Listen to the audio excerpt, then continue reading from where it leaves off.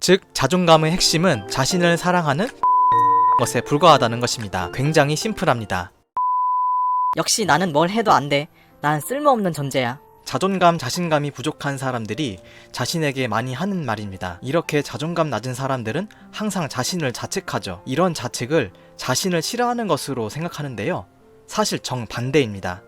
자책도 자신을 사랑하고 있는 증거라고 보면 된다는 겁니다. 이게 무슨 소리냐라고 생각하실 거예요. 자, 가만히 생각해 봅시다. 한 커플이 있다고 해봅시다. 이 커플은 서로 자주 다툽니다.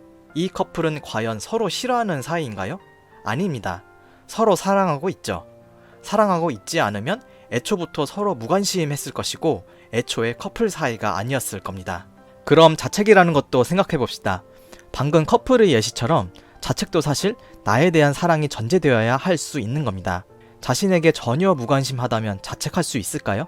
무언가 기대감을 가지고 있기 때문에 자책을 하는 겁니다. 즉, 내 자신과 사랑 싸움을 하고 있는 거죠. 자신에 대한 애정과 기대감이 제로가 되는 순간 나라는 존재는 이 세상에 없었을 겁니다. 이제 왜 자책이 사랑하는 증거라는 이유를 아시겠죠? 이렇게 우리가 겉으로 보이는 현상만을 보고 판단할 것이 아니라 그 이면에 숨어있는 의미를 볼 줄 알아야 합니다. 우리는 자존감 낮은 사람에게 어떻게 이야기하나요? 자신을 사랑하라고 말합니다. 하지만 방금 배운 것을 통해서 이는 잘못되었다는 것을 아셨을 겁니다. 자존감 낮은 사람 또한 자신을 사랑하고 있었기 때문이죠. 그럼 사랑하는 것은 알겠는데 어떤 문제 때문에 자신을 깎아내리는 행위를 하게 되는 걸까요? 아까 커플의 예시로 다시 돌아가 봅시다. 사랑하는 연인끼리 서로 위해주기도 시간이 아까운데 자주 다투는 이유가 뭘까요?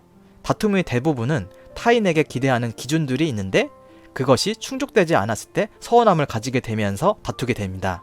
상대방이 내가 원하는 만큼 연락했으면 좋겠는데 내가 원하는 만큼 표현해주면 좋을 텐데 그게 잘 안 될 때가 있죠.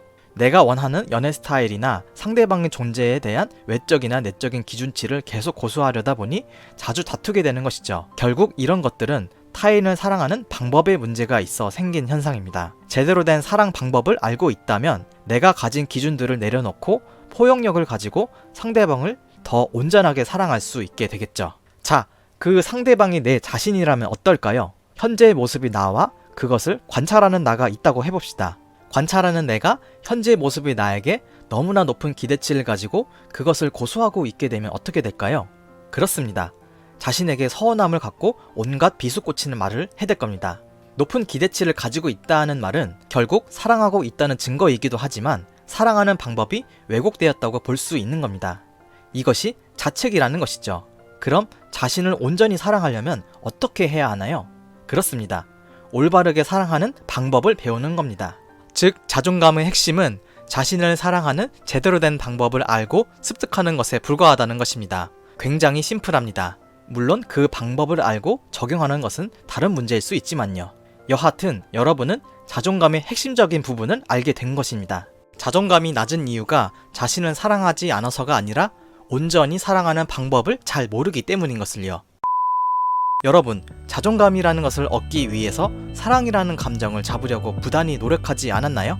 하지만 사랑은 이미 당신 옆에 있었습니다. 이제는 더 이상 사랑을 찾으려고 하지 마세요. 당신 바로 옆에 있는 그 사랑을 어떠한 방법으로 온전히 받아들일 수 있느냐를 생각해 보세요.